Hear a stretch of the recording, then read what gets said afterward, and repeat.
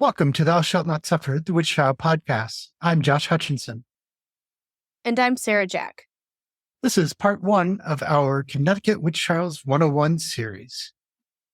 This series will serve as an introduction to witch hunting in Connecticut. Enjoy. You're going to learn and be informed on the history. Witch trials in Connecticut occurred between 1647 and 1697. 45 individuals were accused. 34 were indicted. 11 executed. The first execution occurred May 26, 1647, when Alice Young of Windsor was hanged in Hartford. Mary Barnes was the last to be hanged, January 25th, 1663. Though the last execution occurred in 1663, they still had trials until 1697. The last indicted and arrested were mother and daughter Winifred Bingham Sr. and 13-year-old Winifred Bingham Jr.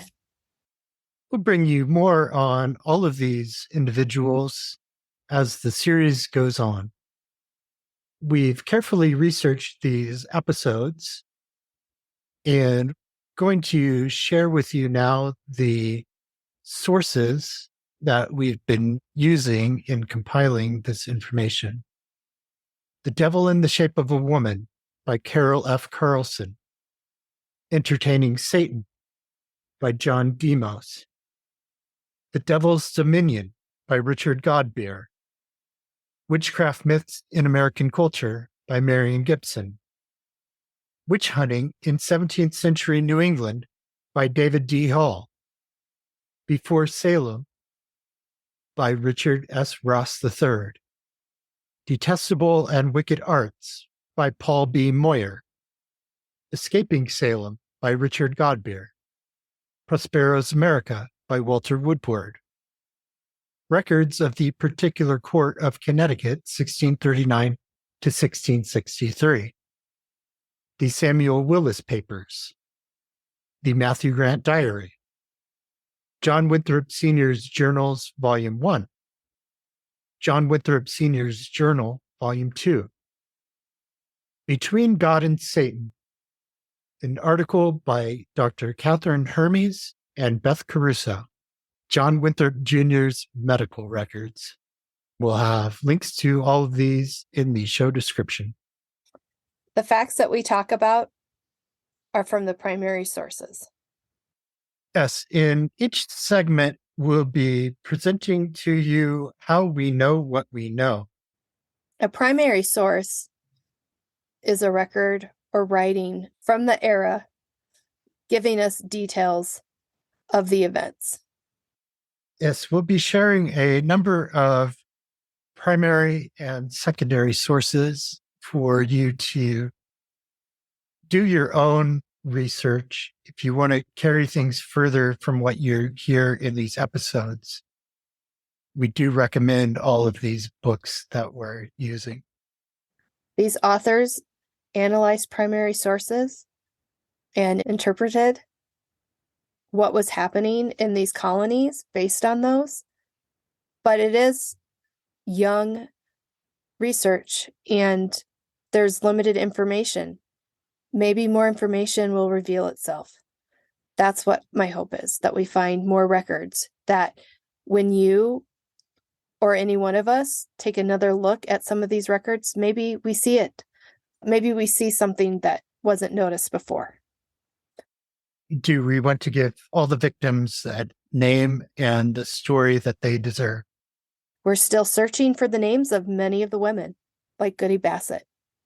We want to find her name. We can track her story, but we don't know her first name. We don't know her maiden name.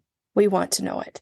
In between 1647 and 1663, 15 people were hanged for witchcraft in just Massachusetts and Connecticut alone.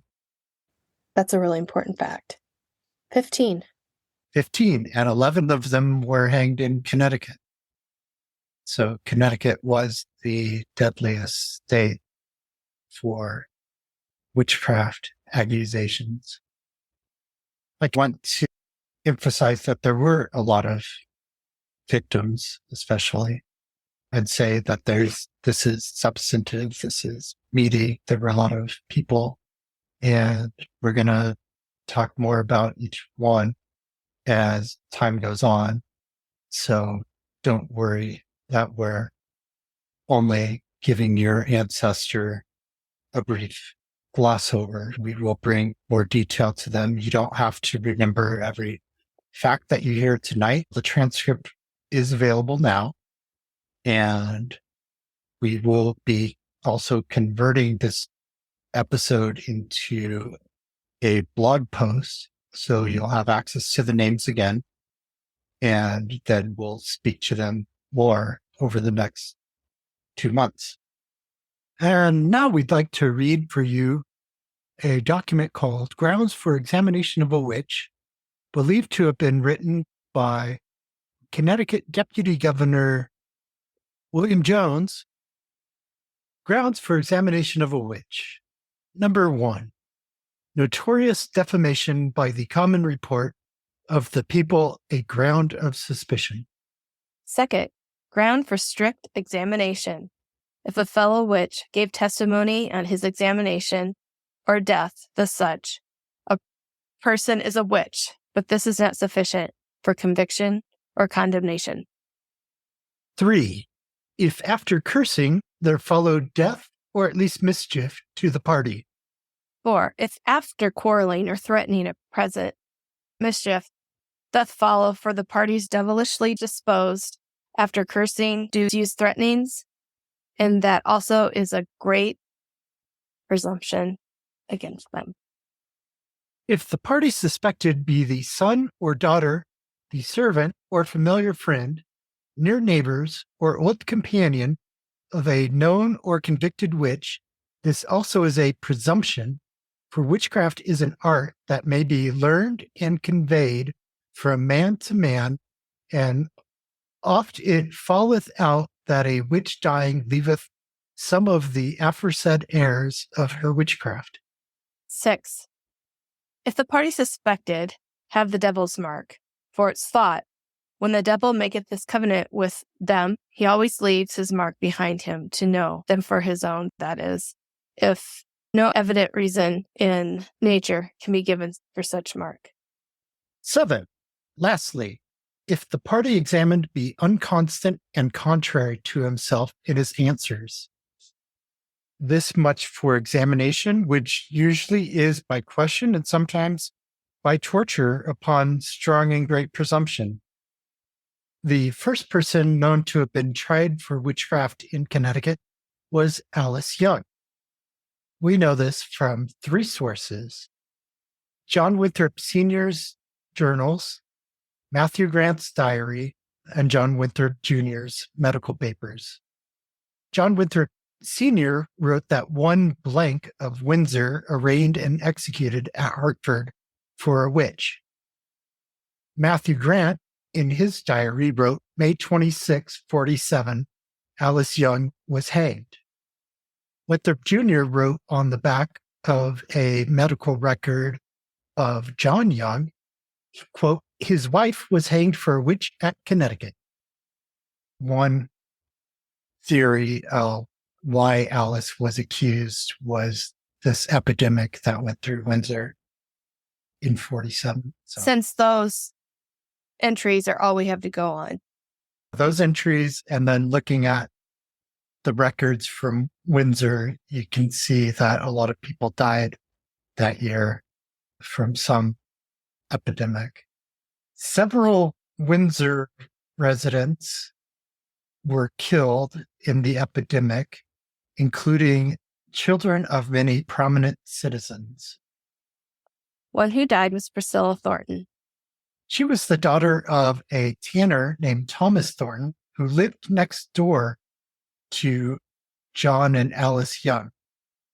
After this life-changing event the community went through, he became a minister. Cotton Mather later published Thomas Thornton's account of Priscilla's death, first published it in his appendix for a reprinting of James Janeway's A Token for Children of New England in 1700.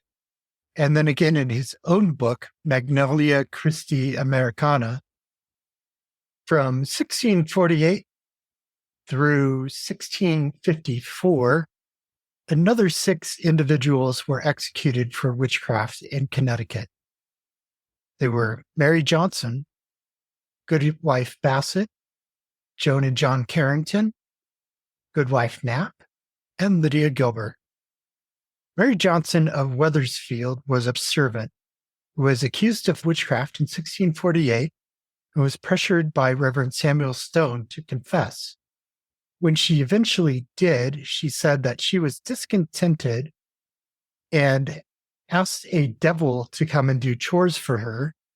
This devil cleared her hearth and drove hogs out of her master's field. Johnson also confessed to murdering a child and to, quote, uncleanness with men and devils. She was not known to have any heirs when the accusation was lodged, and is not known to have been pregnant. She was convicted December 7th, 1648, and hanged in Hartford shortly after. And Cotton Mather gave us some of this information in his account, Memorable Providences Relating to Witchcrafts and Possessions, in 1689. The reality of the situation is we don't have much to go on other than Cotton Mather. There's a court record that says, the jury finds the bill of indictment against Mary Johnson that by her own confession she is guilty of familiarity with the devil, December 7th, 1648. One thing from Connecticut colonial records, what Cotton said, and then something in the collections of the Connecticut Historical Society. We'll have links to where you can find all of those online in the show notes.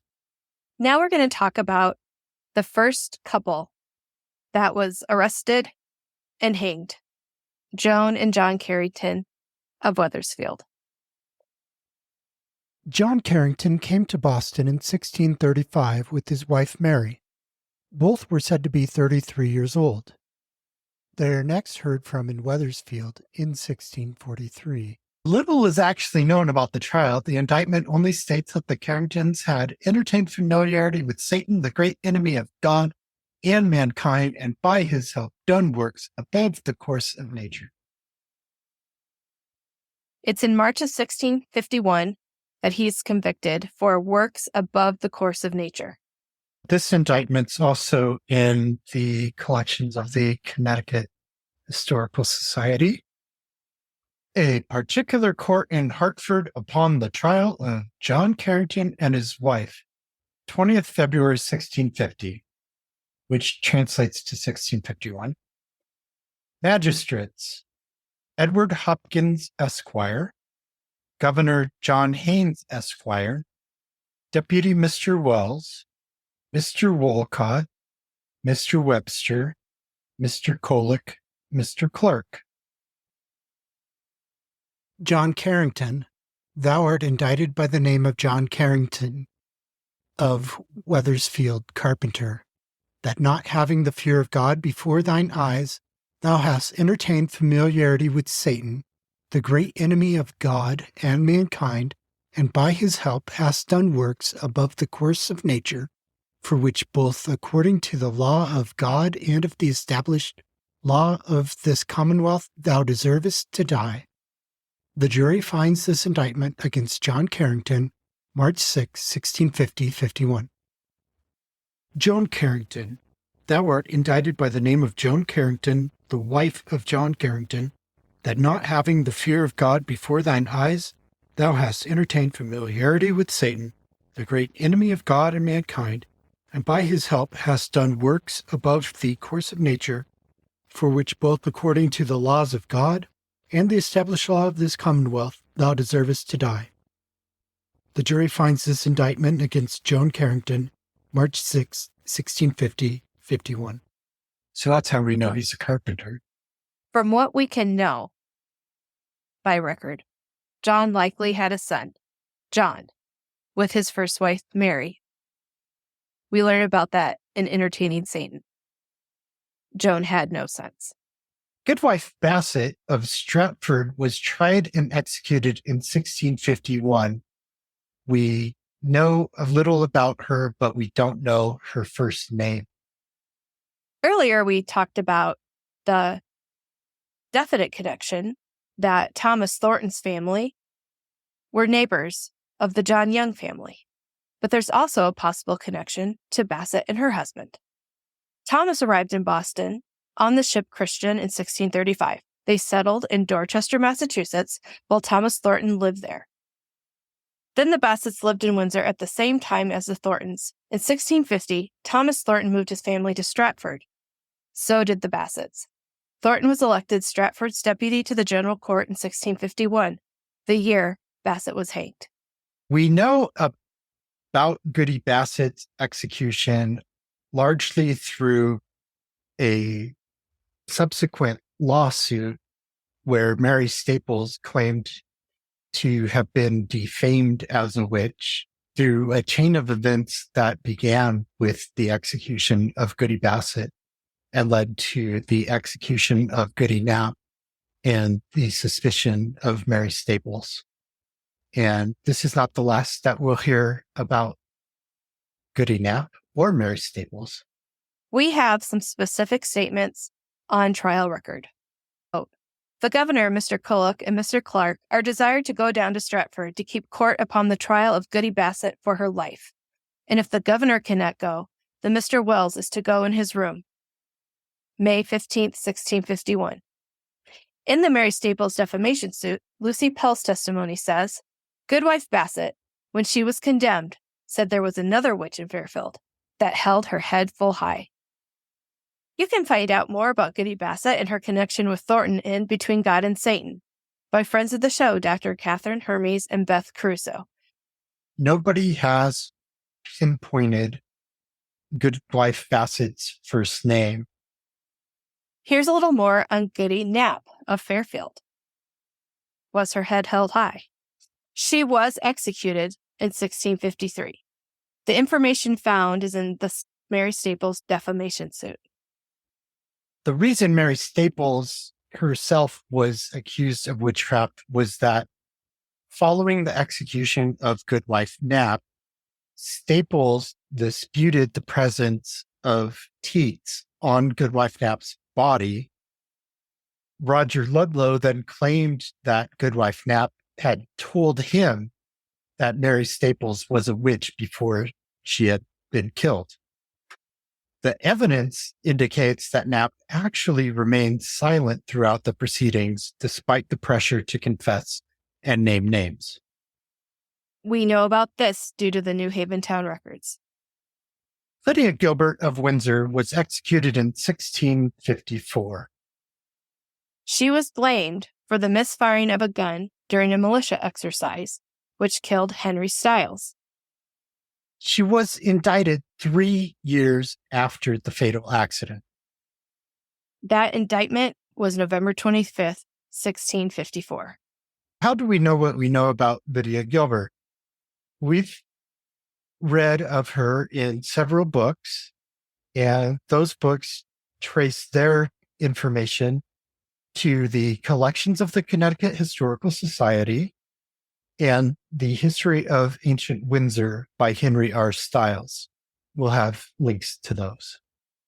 And she, along with Alice Young, have a memorial brick in Windsor. A simple brick donated by a public citizen in a space where you can purchase memorial bricks. Nothing official, no details available for anyone stepping over her brick. She needs more. They all do. Following the first 7 accusations and executions for witchcraft in Connecticut and New Haven colonies, John Winthrop Jr. started to become involved in witchcraft trials in the mid-1650s and prevented executions from happening until he left to get the charter for the colony of Connecticut from the government in London. So the years 1655 to 1661 are relatively peaceful years in the annals of witch hunting in Connecticut. John was the son of Massachusetts Governor John Winthrop Sr., the famous immigrant who wrote about the city on the hill.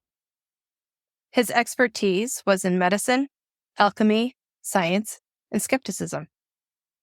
He practiced what was considered to be Christian alchemy, believing that the two sets of beliefs were not at odds with each other, but actually complementary.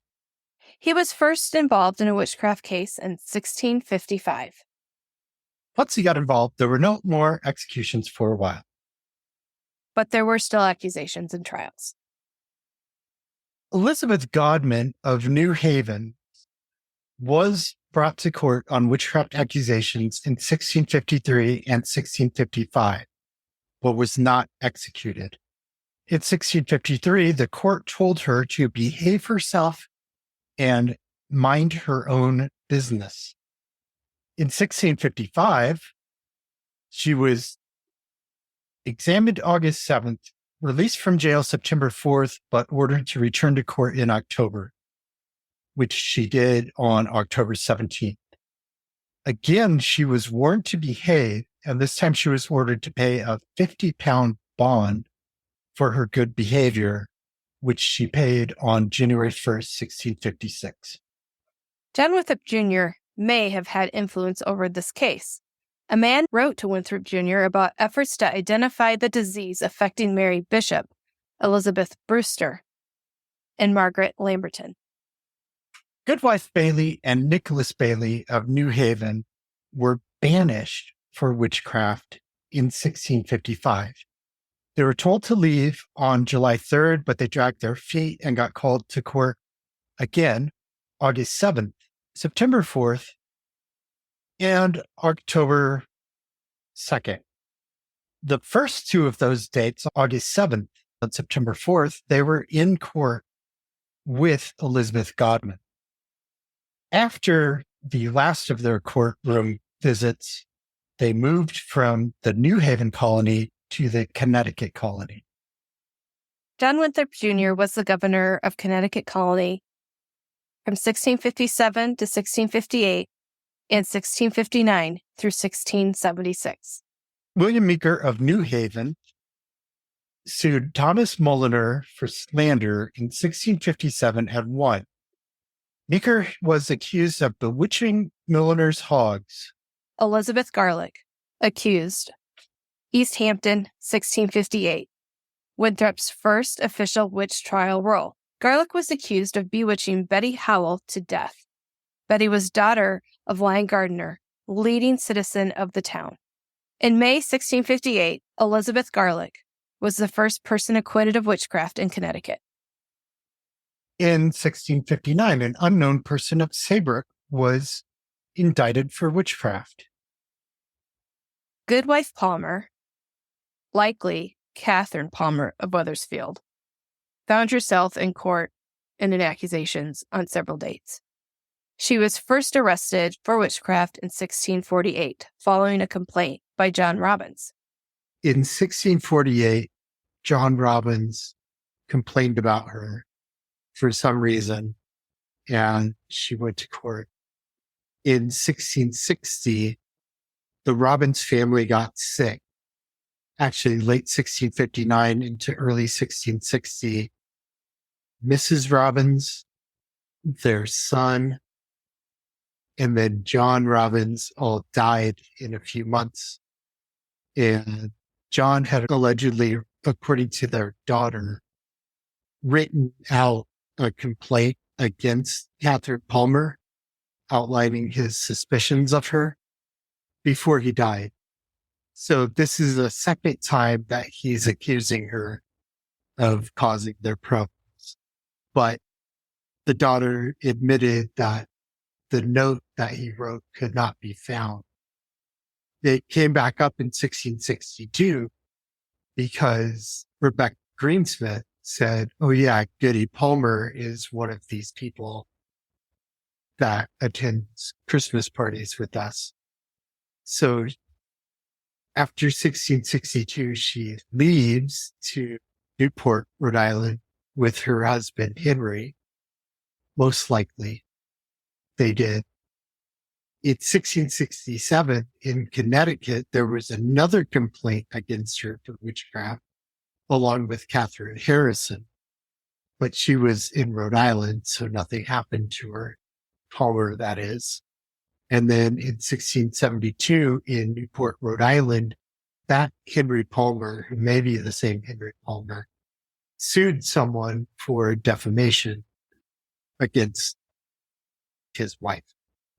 And would Catherine Palmer and Catherine Harrison have known each other?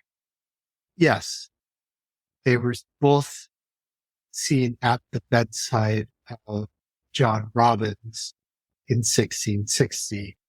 So Catherine Harrison, she apparently was also suspected for some years before her husband died, and they came after her. Catherine Palmer's story here is intriguing. Harrison's is one of the other ones that has lots of animosity in it. So we had a few years of acquittals, and then in 1661, Winthrop Jr. left for London in the summer to obtain the charter for Connecticut colony. Margaret Jennings and Nicholas Jennings of Saybrook were accused the same year that Winthrop left. They had initially been examined in June 1659, but were not indicted until September 5th, 1661, after Winthrop had left. Fortunately, the jury that delivered a verdict on October 9th was undecided, and the Jennings were freed. How do we know what we know about all these things? We have medical records, journals, court records, and 100 plus years of secondary writings. While Winthrop Jr. was in London attempting to acquire a new charter to make the colony of Connecticut official, the Hartford witch panic broke out. Captain John Mason stood in as governor while Winthrop was away, and with Mason serving in that role, there were 13 trials, 2 certain executions, 2 probable executions, and about half a dozen escapes in the years 1662 to 1665. Elizabeth Kelly, 8 years old, accused Goody Ayres. Then William Ayres then accused Rebecca Greensmith. Elizabeth Kelly was a young girl who took mysteriously ill and eventually succumbed to her condition. An autopsy was ordered with the leading medical expert, Winthrop Jr., out of the colony. A physician named Bray Rossiter was called in to perform the autopsy on the body of Elizabeth Kelly. He arrived several days after her death, examined her body at the graveside, and declared that she had been killed using supernatural means. But what he really found and describes in the autopsy were common signs of decomposition. Anne Cole, referred to as a young woman, and as being diabolically possessed, named Elizabeth Seeger and Rebecca Greensmith as her tormentors. One important question that we'll seek to answer in a future episode is, was Anne Cole possessed or was she bewitched? There's important difference between the two relating to accusations of witchcraft. Was it diabolical possession? Or was there one of Satan's human servants behind her pains? During the Hartford witch panic, Mary and Andrew Sanford were also accused of witchcraft. Mary was tried with her husband on June 6, 1662. The jury was undecided about both cases. On June 13th, Mary was indicted individually and was convicted and executed, Andrew is acquitted and freed. while Mary stands trial again and is hanged. Where's the justice in that one? She would have tempted him into witchcraft somehow using her diabolical powers, because, of course, she's the woman, the woman's the weaker vessel. Now we're to the second couple that was indicted and executed, Rebecca Greensmith and Nathaniel Greensmith. Rebecca accused her husband Nathaniel in her confession. One of the things that she confessed to was having an illegitimate Christmas party. Christmas was outlawed by the Puritans, who did not fancy any holidays except for what was directly ordered by the Bible. And Christmas was seen as just an excuse for frivolity that had nothing to do with serving and worshiping God. Now, Rebecca, when she confessed, she did give a guest list of attendees at this Christmas party, which we'll have more about in an upcoming episode focused on the Hartford Witch Panic. The guest list included Elizabeth Seeger, Mary Sanford, Judith Ayers, James Wakely, Goodwife Grant, Goodwife Palmer, and Judith Farlett. Judith Farlett, who's the daughter of a Captain Casper Bartlett, who, before the English took Connecticut, had like a trading post outside of what became Hartford. And so he was pretty high ranking guy and stayed there after the English came. But the English were so scared of the Dutch that may have influenced what happened to his daughter Judith after he died. They accused her, but she was the sister-in-law of that governor, Peter Stuyvesant, and she married his nephew. Elizabeth and John Blackleach were an accused couple. John was once brought to court for his contemptuous expressions against several persons in authority. John was a well-to-do merchant. He was the constable for Hartford's North Side. They had 11 children. John sued his accusers for slander. The couple were both accused of bewitching a sow, but they fought back against their accusers by suing them for slander. And so their case was basically neutralized. He was a very wealthy man and powerful, and not somebody to trifle with. Is he the same John Blackleach, accuser of Catherine Harrison? He went to Hadley, or wrote to someone in Hadley, and got them to testify against Catherine Harrison because they had formerly lived in Wethersfield. These people that he contacts in Hadley had. So he's getting them to testify. It's very fortunate that so many from that party were able to escape execution. And unfortunately, Mary Barnes was not one of those people. She was the last person executed for witchcraft in Connecticut on January 25th, 1663. Elizabeth Seeger was acquitted of witchcraft twice in 1663, in January and in June. She was convicted at the third trial on June 26, 1665. Governor Winthrop Jr. asked the court to delay the sentencing. In 1666, the verdict was overturned. You've heard her on the show before. Connecticut Witch Trial Exoneration Project co-founder Mary Louise Bingham is joining us today to share with you a new weekly segment, Minute with Mary. And now here she is with a report on the Sanford family and John Winthrop Jr. Mary has been a great part of this team because she is able to actively look at these stories, search records, and collect information on these specific individuals, what we can find. She's the one who knows what we know.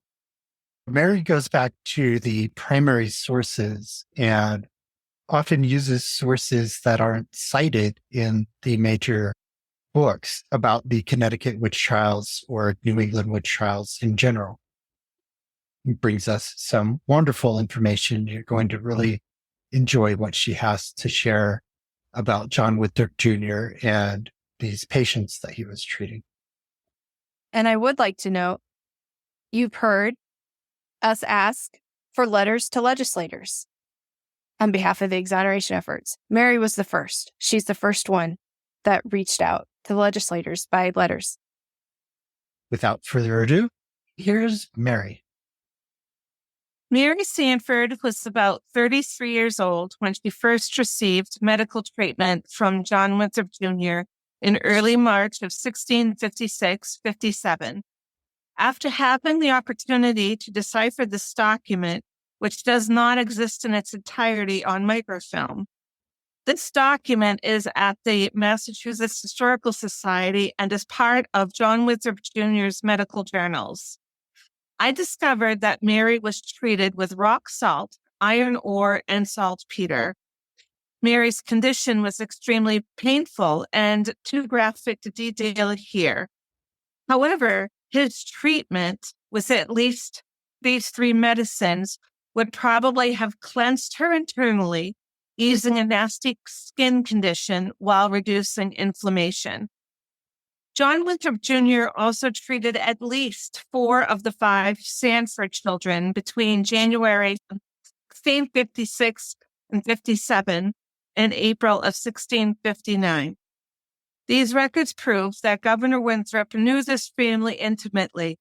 We can only imagine the anguish he felt upon his return to Connecticut after receiving the charter from London to find that Mary was hanged for the capital crime of witchcraft and that her husband, Andrew, was indicted. And this was the crime that they did not commit. The other reason that this document is so important is that it is the only document in existence that actually lists the ages of all 5 of the Sanford children. So it says that Andrew, their eldest son, was born about 1643. Mary was born about 1646. And Elizabeth was born about 1648. Elizabeth is the one we don't know whether or not he treated because she died young. So there's going to be more research done on her. And then there was Ezekiel, who was born about 1656. And then Thomas, their youngest, was born about 1658. And no doubt that Andrew and Mary, the 2 oldest children, would have remembered this traumatic event in their lives. And we don't know about Ezekiel or Thomas, how it may have affected them, because sadly, they would not have remembered their mother, which is just so incredibly sad to me. And also the fact that Mary was hanged left this household without a woman, and it was a detriment to the family. They needed the woman in the house to be able to survive, which is why she had to remarry rather quickly. That was a detriment to their family to be left without someone to run the household. Trials continued to be held after the Hartford witch panic. Between 1666 and 1691, several were tried. The trials went on. The trials did go on in spite of the return of John Winthrop Jr. People were taken to court. People were accused. There were informal accusations that led to slander suits. There were also very formal accusations that led to condemnation. And one person was, in fact, convicted in this period. In 1667, William Graves of Stamford was indicted but not convicted. One of the ways that accused witches sought justice for themselves was by filing slander and defamation suits. Hannah Griswold of Saybrook did so in 1667. Catherine Harrison of Wethersfield was accused of witchcraft in 1668. She was possibly the daughter or niece of the executed Lydia Gilbert, possibly related, in her own words, as a cousin of John, Jonathan, and Josiah Gilbert. Her case is often cited as a landmark in New England legal history. In future episodes, we will discuss the legal ramifications. She was convicted in 1668, but released in 1669 after a committee of ministers was requested to review the case and come up with their advice. And they decided that there was not sufficient evidence against her because testimony was allowed to come in from single witnesses, not the two witnesses required by biblical law. In Stamford in 1669, we had a spousal quarrel. Sarah Dibble accused her husband Zachary of abuse. He in turn accused her of witchcraft. The court rejected his claim. In 1673, Edward Messenger sued Edward Bartlett for defaming his wife, possibly named Catherine. Bartlett had said Messenger's wife was an old witch or whore, or words to the same purpose. And that comes straight from Connecticut colonial private records, county court records. And that's as much as we know. In 1692, we have Catherine Branch having fits. She was the servant in the home of Mr. Daniel and Mrs. Abigail Westcott, whose daughter Joanna had fits years earlier. Sarah Bates was the midwife practicing medicine. The Westcotts consulted her about Catherine Branch. In Catherine Branch's fits, she was frequently requested to name her tormentors, and she did name several women, beginning with Elizabeth Clausen and Mercy Disborough. Elizabeth Clausen and her husband, Stephen, lived in Stamford, near the Westcotts, who had previously suspected her of bewitching their daughter, Joanna, after an argument over the weight of some flax. Mercy Disborough and her husband lived in Campo, within the boundaries of Fairfield. Both women were subjected to the water test, also known as the swimming test, to see if they would sink and prove their innocence or float and prove their guilt. Both evidently floated. Clausen was described as floating like a cork in the water, being buoyant. And she would not sink even after a bystander pushed her underwater. She bobbed back up to the surface. What an experience. Clausen and Disborough were tried together on September 14th, 1692. The jury was undecided, so the magistrates decided to consult ministers and then reconvene court in October. The ministers found cause to believe in the women's innocence. The swimming test is unlawful and sinful. And when you read the grounds of examining a witch, the commentary following the stated grounds does refer to water testing as a bad practice. The ministers said that supposed witch marks must be examined by able physicians. In other cases, you hear of women examining women for the witches' marks. The ministers believed that Kate Branch could possibly have been counterfeiting her fits. And they also believe that it's hard to attribute strange accidents to these two accused women. This time around, Clausen was acquitted, but Disborough was convicted and sentenced to hang. In 1693, Mercy Disborough was reprieved by the magistrates because the jury had been altered between the September and October court sessions, with a new man taking the place of one who was away in New York. One man altered the jury, is altered. Goodwife Miller got brothers on the other side of the border in New York, and she ran away to them. Next, Mary Staples had her charges dropped. Her daughter, Mary Harvey, had her charges dropped, and her granddaughter, Hannah Harvey, had her charges dropped. Hugh Croce of Fairfield was accused in 1693, but the grand jury refused to indict him.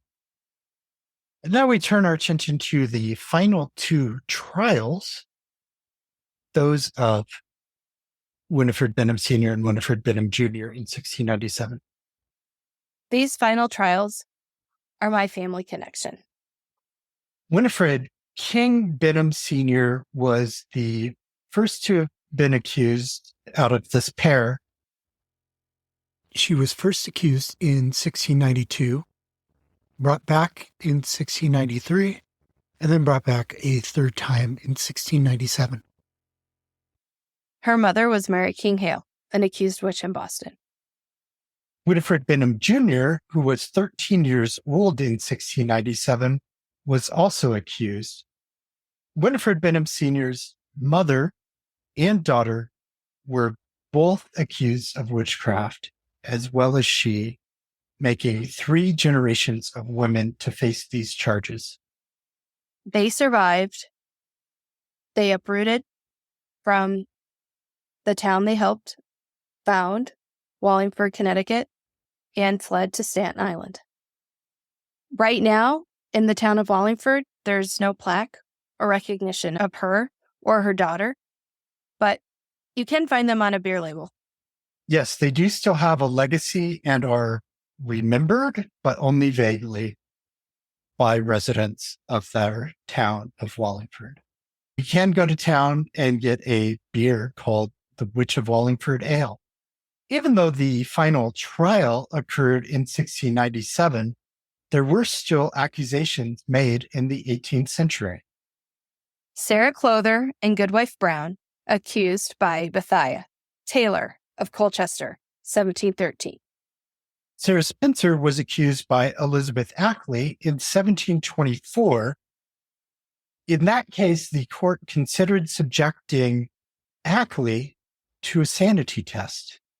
There's a record showing that an Elizabeth Gold of Guilford sued Benjamin Chittenden for defamation, being accused as a witch, in 1742. 1742, that's 95 years after the first trial for witchcraft, Connecticut still had these accusations going on, people willing to go to court over them. In 1750, when Connecticut's laws were reconstituted, the act prohibiting witchcraft was dropped and not rewritten. The length is a century, but there's so little detail. 100 years of lives navigating these accusations and these misfortunes and these devastations and these trials. We've brought to you today the names of 49 individuals who were accused of witchcraft, and those are just the ones that we know about. We know that we're missing many records from many of these trials and accusations. We're hoping that records will continue to be found as discoveries are continuing to be made here in the 21st century. I think it really speaks to that whole thought of hysteria. Are we going to say that this colony was in a state of hysteria off and on constantly for 100 years? Or was this a mentality and a behavior and the results?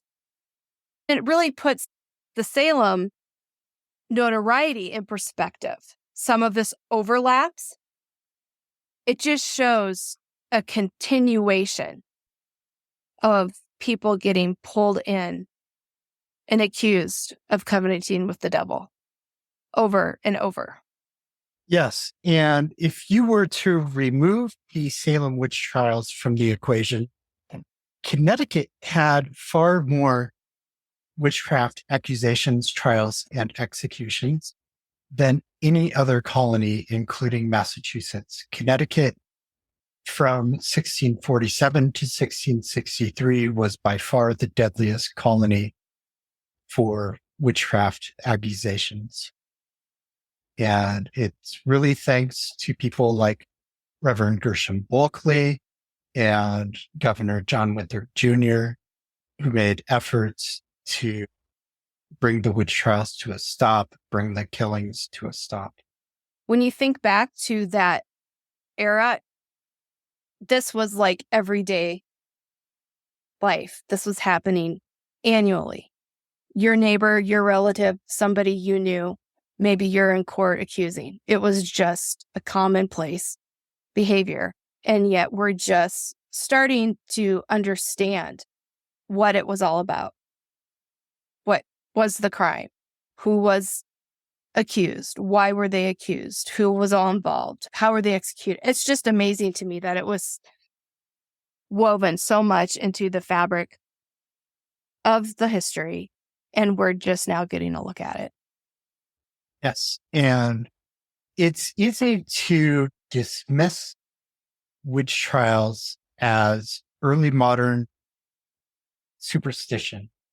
It's harder to confront the actual facts of the witch trials, why they happened and what happened in them, which is far more complicated and which we'll be covering as we have in previous episodes. We'll continue to cover that in depth in this 101 series and other future episodes.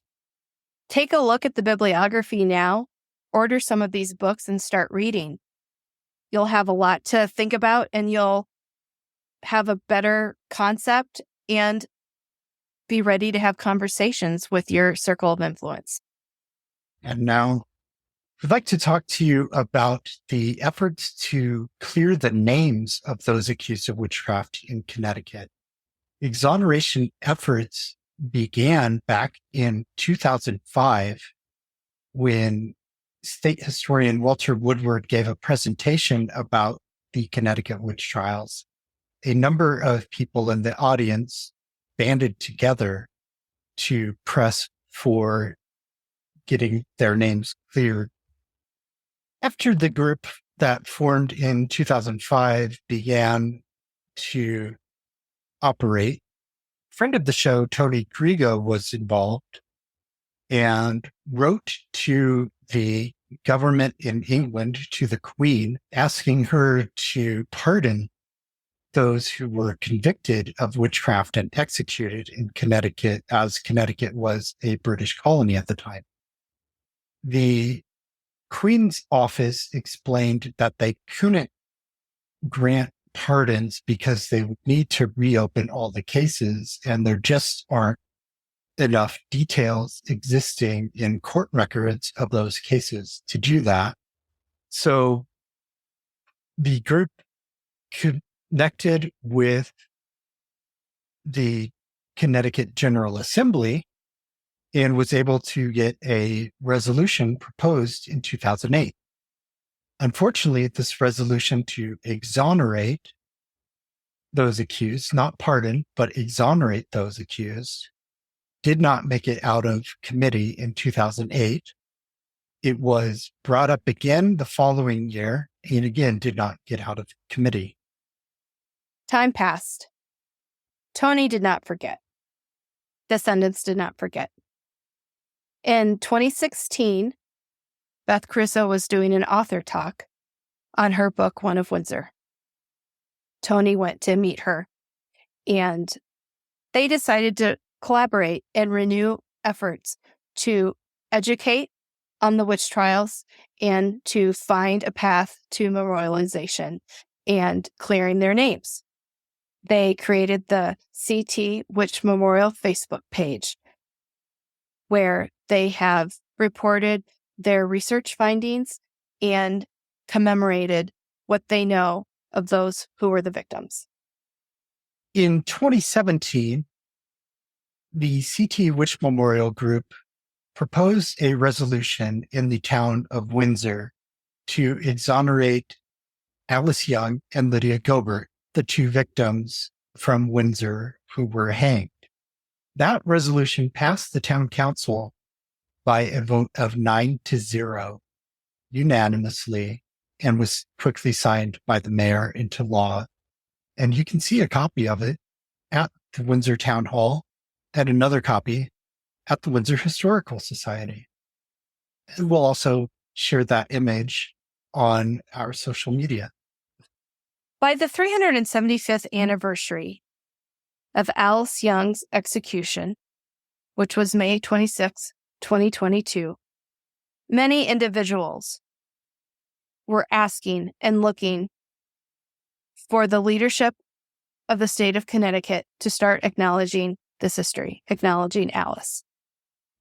The exoneration efforts of Elizabeth Johnson Jr.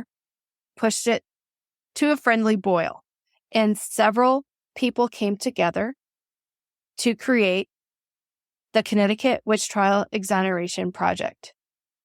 It was formed when State Representative Jane Garibay got involved. She and Beth Caruso had previously looked at when would be a good time to propose an acknowledgement bill. With all of these pieces coming together, it was decided that this was the year. And the resolution was written and proposed in the winter session.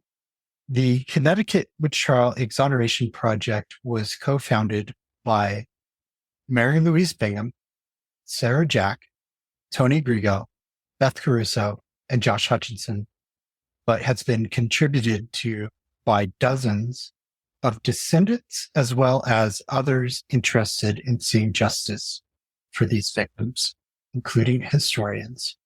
2023 has been an exciting year for the exoneration effort. In January, State Representative Jane Garibay and State Senator Saud Anwar both proposed legislation in the House and the Senate at the General Assembly. The legislation was then referred to the Judiciary Committee, who wrote up the bill. The Judiciary Committee reviewed the bill, decided to take action on it, held a hearing on March 1st, where our own Sarah Jack and Beth Caruso and Tony Grigo testified, along with others. There were many wonderful speakers that day. Those testimonies were full of great historical information and insights as to why an exoneration was relevant and needed. We believe that the hearing did sway some of the members of the Judiciary Committee to, drumroll please. Thank you, Sarah. Today, the Judiciary Committee passed the resolution. It passed by a vote of 28-9. So there was widespread bipartisan support for the resolution, which now will make its way onto the House and Senate calendars to get the full Assembly's vote, which we're hoping will happen in April, possibly early May. Then the next step and final step in the process is for the governor to sign the bill. And we're hoping that does happen in May and that we all get to be there and celebrate. If you have written a legislator, we thank you. If you've intended to, you still have the chance. We still need all of them to give us yes votes. House, Senate, we need it. And now here's Sarah with another edition of End Witch Hunts News. End Witch Hunts News. Here is your Connecticut Witch Trial Exoneration Bill update. Thank you for learning about the women of American colony witch trials. This Women's History Month, we saw history made with the proposed resolution, HJ number 34. The Connecticut Legislature's Joint Committee on Judiciary heard testimony regarding the Joint Committee's proposed bill HJ 34 concerning certain witchcraft convictions in colonial Connecticut, and they have passed the resolution out of committee with bipartisan support. It was a 28-9 vote. This resolution identifies the specific individuals that were formally indicted for witchcraft crimes. This resolution identifies the individuals known to be executed for witchcraft crimes. Every person named in this resolution is historically recorded as being labeled a witch. The women tried in the colonial trials then proclaimed their own innocence, and the men did not listen. In fact, the men insisted they confess to witchcraft. Understandably and unfortunately, some had their antagonized spirits broke and confessed to covenanting with the devil. Some even accused other men and women of covenanting with the devil. We want to clarify a few things. After someone who is a witch trial victim has been ostracized, it takes a family 3 to 4 generations to recover. And so the generational impact to the witch trial victim families carried on beyond the Revolution era. The relevance of historic witch trials can be seen when you consider the modern alleged witch attacks and the societal othering we witness. Today, more than 60 nations are having crisis-level witch attacks. The Connecticut accused witches were accused of signing a compact with the devil. Their charges had nothing to do with modern paganism. Because compacting with the devil is not possible, we know those accused were innocent. Descendants seeking exoneration have come together in collaboration to tell the stories of their accused ancestors despite coming from different backgrounds with different belief systems and political leanings. This should not be a one-party bill. Granting exoneration does not mean other pressing issues are responded to less.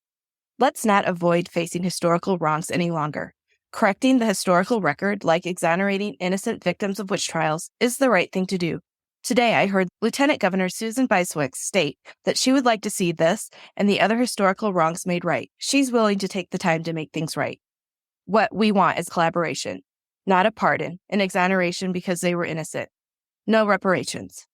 We want the next steps after this to be memorials, educational programs, and Connecticut's recognition in this unique history.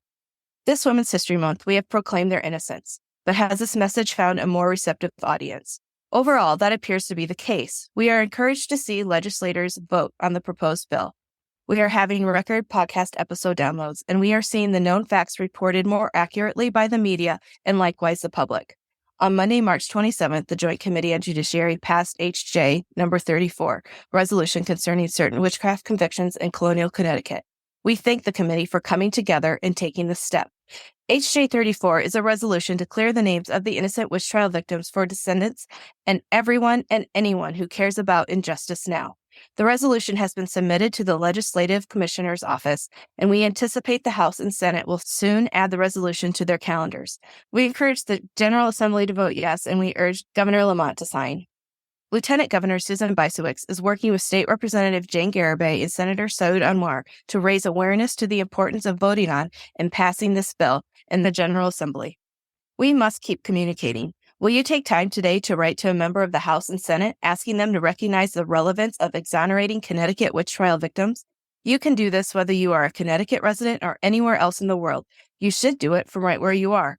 Now is the time and place to stand for acknowledging that women were not and are not capable of harming others with diabolical or maleficent powers. The victims we wish to exonerate are known to be innocent. The victims of today that we wish to protect are known to be innocent. You can find the information you need to contact a legislator with a letter in the show links. The Connecticut Witch Trial Exoneration Project strongly urges the General Assembly to hear the voices of the witch trial victims being amplified by the community today. They were not witches. We hope you will pass this legislation without delay. Our project is offering several ways for the exoneration supporters to plug in and participate or learn about the exoneration in history. Links to all these informative opportunities are listed in the episode description. Use your social power to help Alice Young, America's first executed witch, finally be acknowledged. Support the descendants by acknowledging and sharing their ancestors' stories. Contribute to making historical wrongs right. Please use all your communication channels to be an intervener and amplify the message. Please follow our project on social media at CT Witch Hunt on Twitter and visit our website at ConnecticutWitchTrials.org. We thank you for standing with us and helping us create a world that is safe from witchcraft accusations. Thank you, Sarah, for that important update about what's going on with the exoneration effort. What did you learn? What did I learn from this episode? That researching a bunch requires a lot of effort, and looking through every available book and getting back to the primary source documents to confirm that the authors of the generally accepted books are on the right track with what their analysis is of those past events. You need to get to the source. As Margaret Burns would say, how do we know what we know? We need to know at all times how we know what we know about the historic past, and not just replace knowledge with conjecture. Conjecture is something that seems to shroud witch trial knowledge and stories. And we have lots of sources to look at. And it's never a waste of time to take another look and just see it for yourself. They're available and we need to look. New eyes, new times, new information, new records. It brings us back to the historic record and focusing on that. Yes, we're very much motivated by getting to the true facts at the heart of any proper analysis of these events. You have to know the truth. Otherwise, your analysis is going to be flawed. And one of the truths that we know is how these victims were targeted and are innocent of these crimes. And evaluating that and talking about that is relevant because of what is still happening in our world today in over 60 nations, where women and children are being accused of causing misfortune through supernatural means. Still today, between the years 2009 and 2019, according to a very recent United Nations report, at least 20,000 incidents of witch hunting were reported in those 60 nations. And also, the even more widespread problem has to do with accusations against children. According to the available data, every year, hundreds of thousands of children are abused, subjected to physical, emotional abuse based on the belief that they are actually practicing witches. Children, young kids. It's shocking and appalling that this continues to happen, and we vow to throw everything we have at the problem and press for additional efforts to be made to end these violent mob attacks on persons accused of witchcraft. Thank you for listening to Thou Shalt Not Suffer, the Witchcraft Podcast. Join us next week for an expert interview. Subscribe to Thou Shalt Not Suffer wherever you get your podcasts. Thou Shalt Not Suffer podcast is a project of the organization End Witch Hunts. Please support us by going to endwitchhunts.org. Please support the efforts for Connecticut witch trial victim exoneration by going to connecticutwitchtrials.org. Get involved by visiting endwitchhunts.org. To support us, purchase books from our bookshop or merch from our Zazzle shop. Our links are in the show description.